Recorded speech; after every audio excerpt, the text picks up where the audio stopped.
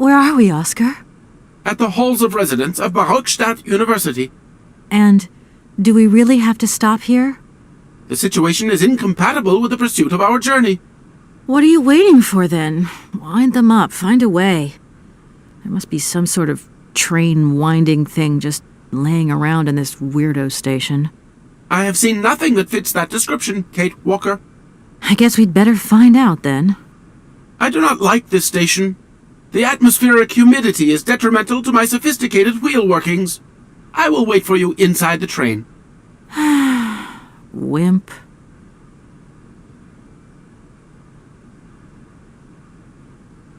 Oscar, see you later, alligator. In a while, Kate Walker.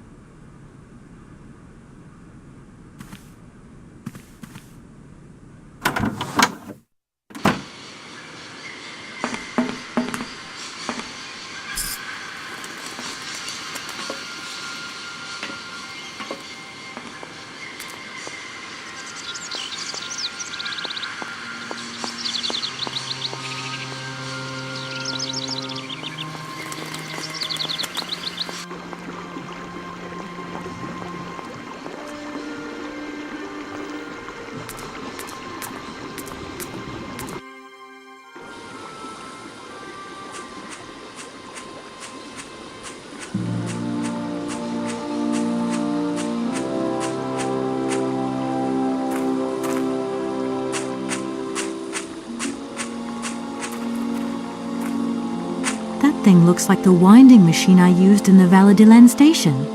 I've got to find a way of getting the train up here.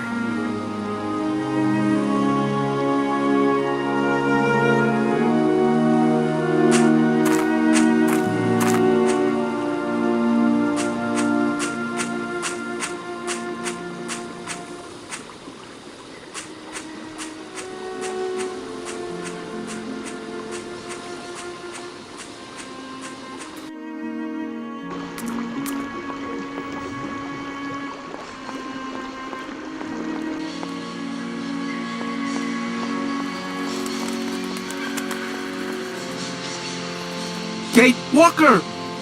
Kate Walker! Come over here, please! I have something to say to you!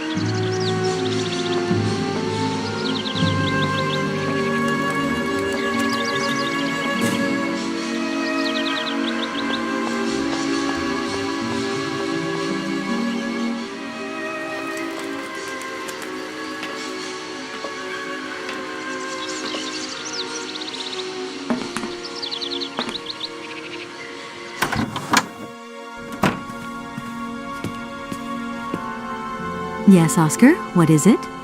A message has arrived for you. A message? You have been summoned to see the rectors. They are the highest authority at the university. They want to talk to you. Talk to me? Yes, to the person responsible for the train. So, I'm in charge now, sure, okay. But why would these gentlemen want to see me at all? They do not say why, just that it's very important.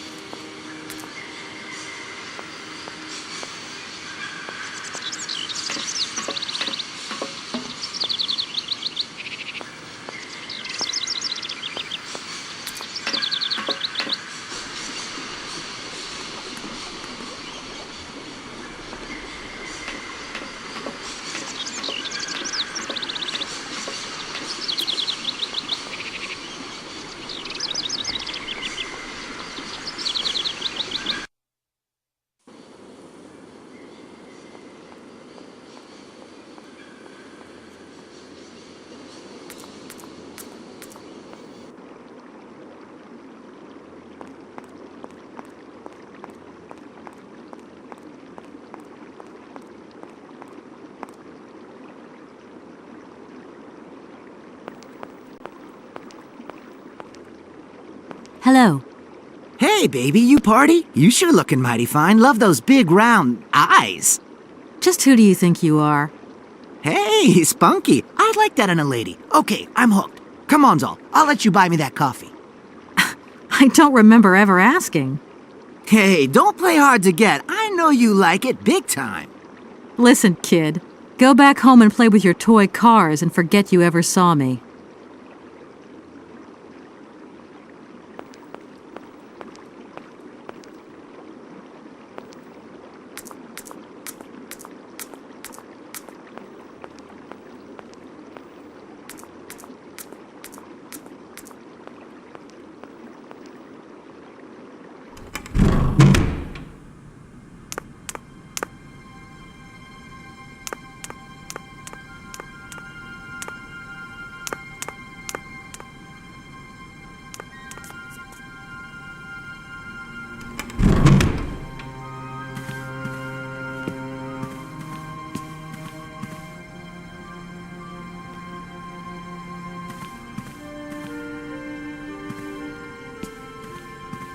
Good day to you, gentlemen. Tell me, young lady, to what do we owe this pleasure? Please do be brief. We do not have very much time on our hands. As rectors of this university, we have serious matters to attend to and our time is precious. I have heard you wish to meet the owner of the train that is currently in your station. May I know the reason for your summons? We are surprised that your train has not yet left, miss. The situation is most regrettable. The rules do clearly state that trains are meant to come and go and not remain stationary at a platform. Trains should first stop, then subsequently leave. That is the rule. We agree then, dear colleagues, that what we're dealing with is deviant behavior. This matter really is cause for concern. It's a clockwork train, you see? So it needs winding up again.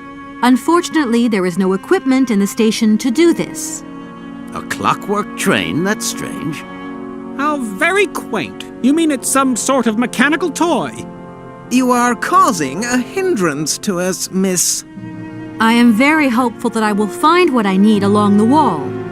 The wall? Miss, that really is not a suitable place for you to go. Especially for a young lady. You see, miss, we freely admit that every day we praise the existence of that particular edifice.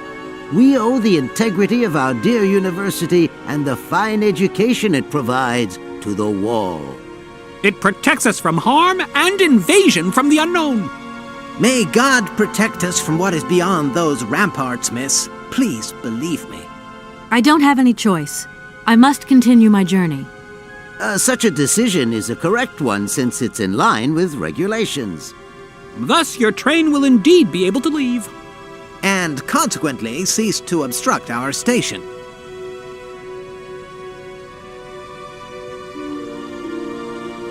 I haven't introduced myself. My name is Kate Walker. Walker, haven't we already had a Miss Walker?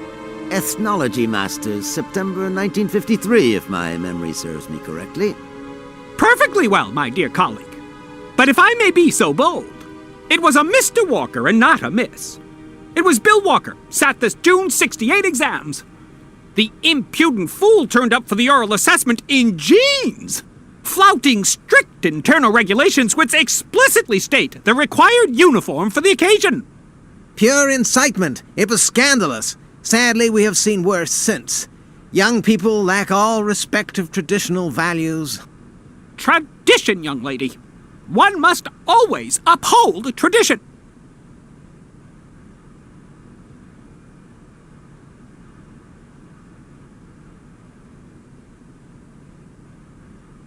You see, I didn't actually intend to stop here, but the springs of my train gave up, you see?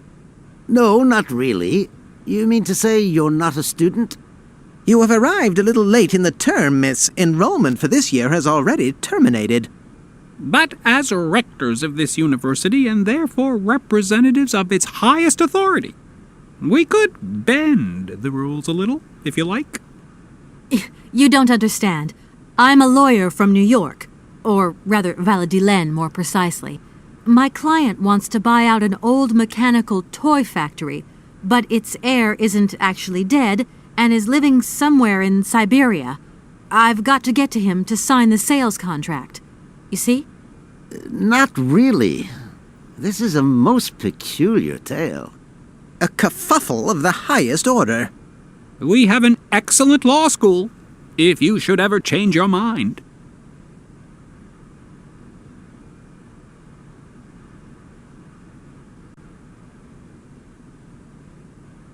Does the name Hans Vorarlberg mean anything to you by chance? Ah, one of the brightest, most idealistic intellects to have graced our university.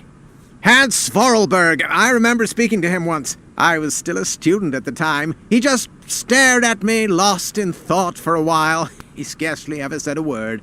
But how can one forget him? Idealistic?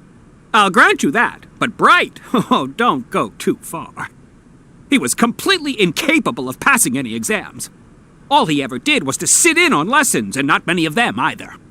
Paleontology, mainly. He had an unhealthy passion for mammoths, which matched the state of his intellect perfectly. That is to say, prehistoric.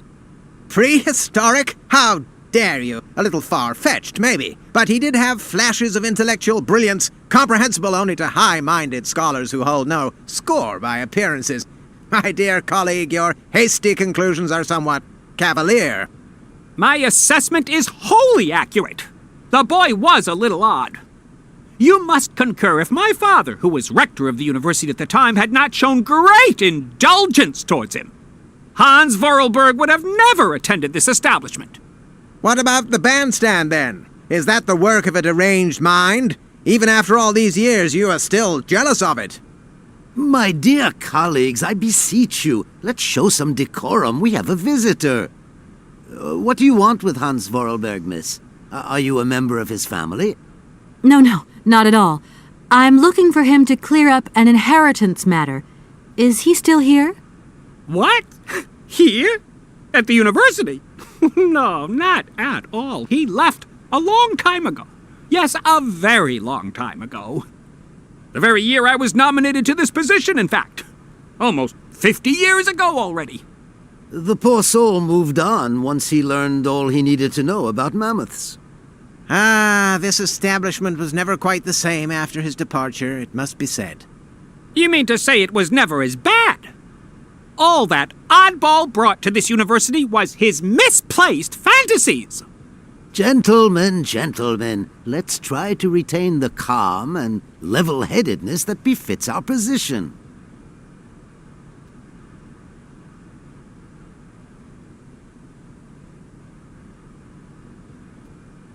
That idea of the station aviary is really very original. It's the pride of our university. One of the specialties taught here is zoology, you see, and more particularly, ornithology. Proper study and instruction should not be limited to books. Observation of living matter is indissociable from theoretical questions. It contains some very rare specimens that have been brought back from far-away, exotic countries, especially for our university, by the world's most intrepid explorers. Do you remember Alexander Valembois and his peculiar bird? Absolutely. His gift produced some very embarrassing long-term consequences. A poison chalice indeed. It must be said the situation could have been much worse, however. Oh, yes, it could have been terribly problematic.